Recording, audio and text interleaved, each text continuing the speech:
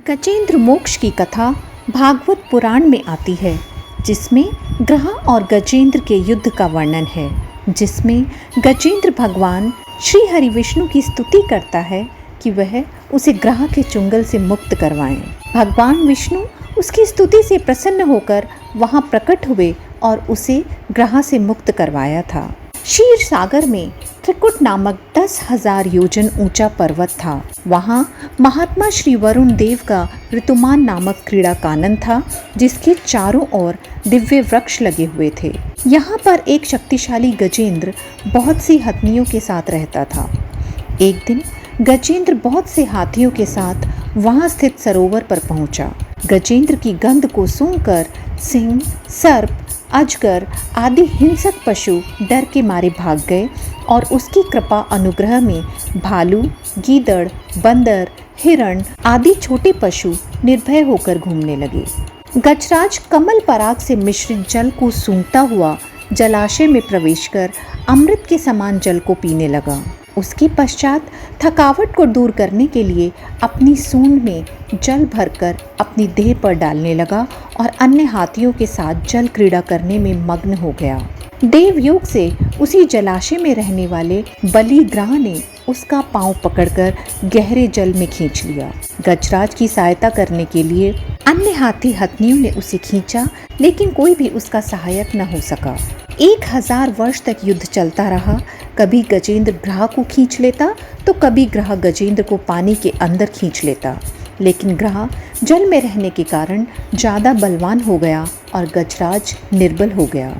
लेकिन जब ग्रह ने गजेंद्र को गहरे पानी में खींच लिया तो गजराज ने श्री हरि विष्णु का स्मरण किया। गजेंद्र कहने लगा कि आपके कारण देहधारियों में चेतना है और करुणा रूप में सब में विद्यमान है। प्रभु, आप मेरी रक्षा करने वाले, अज्ञानियों के अज्ञान को दूर करने वाले, आप अंतर्यामी और सब में विद्यमान हैं। आप ग्रह से मेरी रक्षा करें। हे नारायण, मुझे मुक्त करने के लिए प्रकट हों। मैं इस ग्रह से छूटकर भी जीना नहीं चाहता। मुझे इस मूढ़ योनि से छुड़ाने के लिए प्रकट हों। हे प्रभु, मैं आपकी शरण में आया हूँ, मेरा उद्धार करें।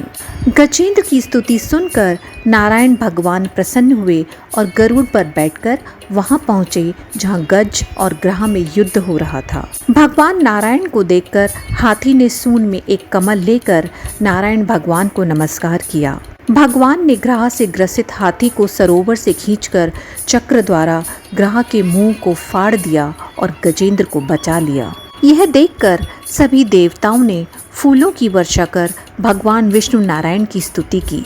ग्रह पूर्व जन्म में हो नामक गंधर्व था, जो कि देवल ऋषि के श्राप के कारण ग्रह के रूप में पैदा हुआ था। इस पाप से मुक्त होकर वह फिर से गंधर्व बन गया। गजेंद्र पूर्व जन्म में पांडे देश में इंद्रद्युम्न नाम का विष्णु भक्त राजा था। एक बार जब राजा मलय पर्वत पर तपस्या कर रहे थे तो तब अगस्त मुनि वहां पहुंचे। तप में लीन राजा को अगस्त मुनि के आने का आभास न हुआ। अतिथि सत्कार के अभाव होने पर ऋषि ने राजा को पशु योनि में जन्म लेने का श्राप दिया, लेकिन भगवान की कृपा से इस योनि में भी उसे पूर्व जन्म का ध्यान बना रहा। भगवान विष्णु की कृपा से वह श्राप मुक्त हो गया। विष्णु भगवान की कृपा प्राप्त कर वह विष्णु जी का पार्षद बन गया और विष्णु लोक पहुंच गया। गजेंद्र मोक्ष की कथा सुनने से गजेंद्र की तरह संसार से छूटकर विष्णु लोक को प्राप्त हो गया। ऐसी मान्यता है कि गजेंद्र मोक्ष स्तोत्र का नियमित पाठ करने से कर्ज की समस्या से मुक्ति मिलती है।